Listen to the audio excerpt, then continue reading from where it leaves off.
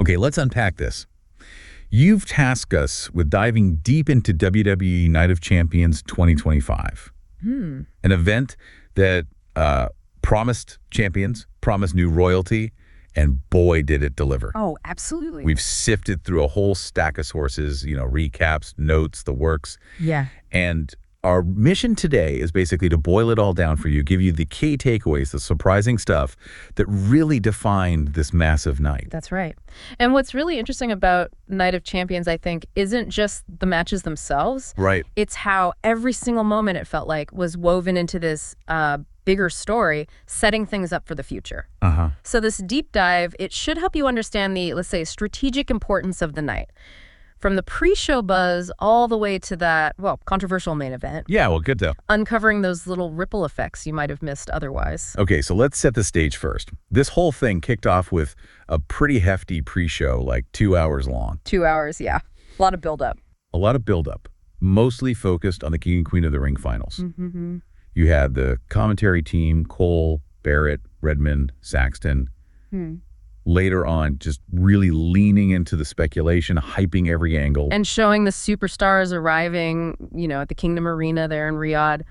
Backstage bits, interviews. And tons of video packages. Yeah. Like really extensive ones. And those packages, they weren't just filler, No, definitely not. They were actually pretty crucial for context. Showing old King and Queen highlights, moments from other Saudi shows.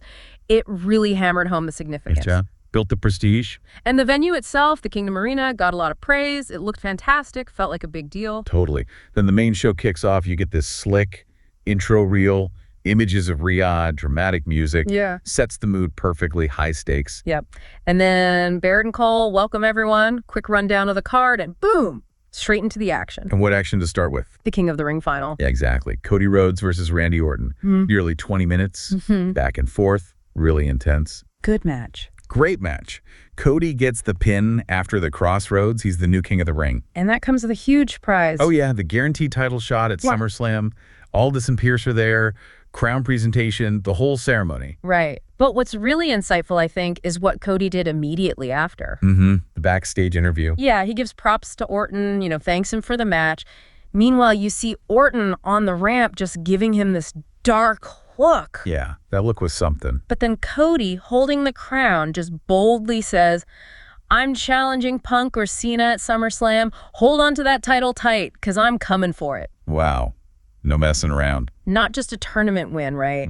It's a calculated move, a direct challenge straight to the top. He's using that new king status to jump the line, basically. Force their hand. Exactly. Make the champs pay attention right now. And speaking of changing the landscape, that's where things really started shifting for the rest of the year, wasn't it? Right after that, yeah. We got the Queen of the Ring final. Jade Cargill versus Asuka. And this one wasn't nearly as long. No, Jade just looked dominant. Pinned Asuka after the Jaded, just over 8 minutes. Powerful win. She's the new Queen of the Ring. Also gets that SummerSlam title shot. Pierce and Aldis back out there for the crowning. And her interview afterwards, Jade, was just intense, very direct, talked about her hard work, said the storm is now here. The storm is here. Yeah, that's a statement. It's not just confidence. It's like this is her defining her reign already, a dominant force stepping up. So you've got two new monarchs, both making these huge statements, both getting title shots. Sets up some massive matches for SummerSlam, gives you, the listener, clear, high-stakes stuff to look forward to. Okay, moving on. Some really gritty fights next. The Riyadh Boulevard street fight. Rhea Ripley, Raquel Rodriguez. Yeah, and this one had a lot of backstory. Definitely. They showed that video package, tracing them from NXT best friends to, this bitter rivals, especially since Raquel joined Judgment Day, worked with Liv. Right, lots of layers there. And the match itself, it lived up to the street fight name. It was a war. Oh, yeah, you could feel the hate. It was brutal. Rhea gets the win in the end. How'd she finish it? Pinned Raquel after an avalanche riptide, but get this, off a table set up on the top turnbuckle. Oof. Nasty. And they used everything, didn't they? Yeah. Tables, chairs, kendo sticks, the announce desk. All legal in a street fight, made it feel chaotic. And there was interference too, right? Roxanne Perez ran out, tried to help Raquel. How'd that go? Rhea dealt with her pretty quick, but, even that brief distraction gave Raquel a moment. It shows how even small interferences can kind of shift things, even just for a second. Good point. Yeah. Okay, next up, Sami Zayn versus Karrion Kross with Scarlett. solid match. Yeah. Sammy got the win here. Pin cross after the Hosaiva kick. Hard-fought victory for Sammy. And a really significant title match. The U.S. Championship. Solo Sikoa challenging Jacob Fatu. And again, the video package was key here. It laid out how Solo actually brought Fatu into WWE, looked up to him. Yeah, revered him, it said. And then how it all fell apart, turned into pure hatred. So big stakes with the title on the line. And the match felt charged because of it. Solo Sikoa gets the win and the title. A Samoan spike for the pin. Big title change. Huge moment. But not exactly clean, was it? Not at all. And this is where it gets strategically interesting, I think. It wasn't just Solo winning. Right. There was interference. A lot of it. JC Mateo distracts the ref. Tongaloa gets involved for Solo, takes out Fatu for a bit. Fatu fought back against them, though. He did, but then Hikuleo interferes too. Attacks Fatu, ref doesn't see it, and that directly leads to the Samoan spike in the finish. Wow. Coordinated. Exactly. It's orchestrated. This isn't just about winning a match. It's a deliberate power play. It shows you how these alliances, these hidden interventions, they're used strategically to grab power, to shift momentum. Changes the whole story around that title. Yeah, it makes you wonder what's next for that whole group. And speaking of the bigger picture, the deep dive also picked up on who was watching in the audience. A few notable faces. Right. Emphasizes that interconnected world, doesn't it? Like, the Street Profits were there. Fresh off defending their tag titles against the Wyatts on SmackDown. Yeah. Julia, the new women's U.S. champ, she was spotted. Legado del Fantasma too, Los Garza, who just won AAA tag titles. And Tiffany Stratton, she just defended her women's title against Nia Jax the night before on SmackDown. So even the people watching hint at future possibilities or just show respect for a major show like this. It all feeds the narrative. Okay, the main event. Let's get into it.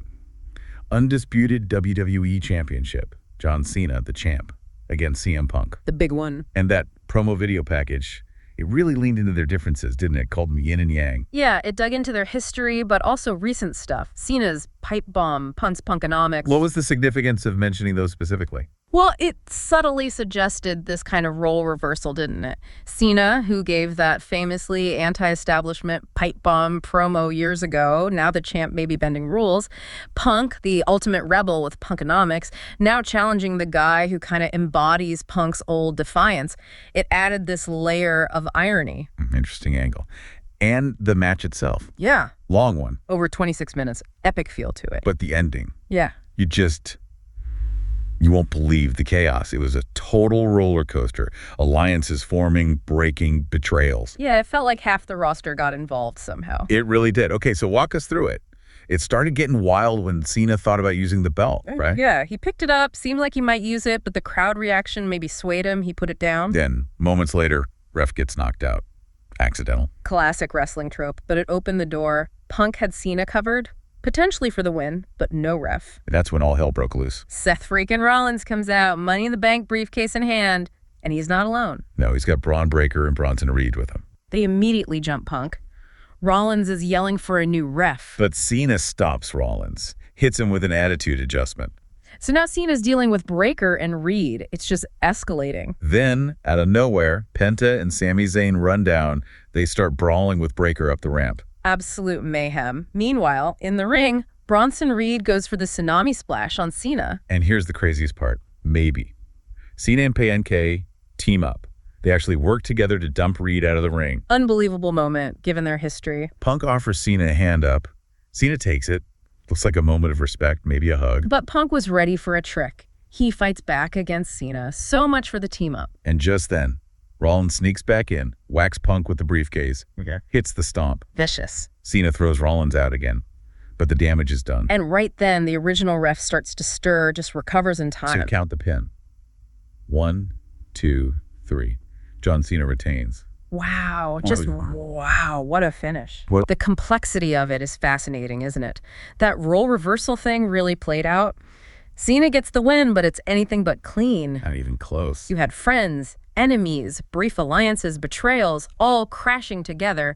It wasn't just messy, it felt like a deliberate subversion of the usual hero versus villain dynamic. Yeah, WWE blurring those lines more and more. Exactly. And it really leaves you, the listener, asking, in this world with alliances shifting constantly, old grudges popping up, who can you actually trust? Can anyone win clean at the top anymore? Or is it all about who plays the game better? Heavy questions after that finish. So, wow, what a night overall. From the new king and queen setting their sights on SummerSlam. Through those brutal fights like Ripley and Rodriguez. The big U.S. title change with all that interference. And capped off by that absolute wild main event. Hopefully this deep dive gave you a good shortcut, got you informed on what really mattered at Night of Champions, the surprising bits, the implications. Yeah, absolutely. We've seen how carefully these stories are built, from Jade Cargill's powerful declaration, the storm is here, right, to that incredibly layered, complex finish in the main event. And thinking about that main event chaos, all the interventions, it really makes you wonder, doesn't it? What's that? In this landscape of champions, is pure skill still enough? Or is mastering this strategic dance, the alliances, knowing when to interfere, when to accept help, even if it's murky? Is that becoming the real measure of a champion now, even if it means operating in those gray areas?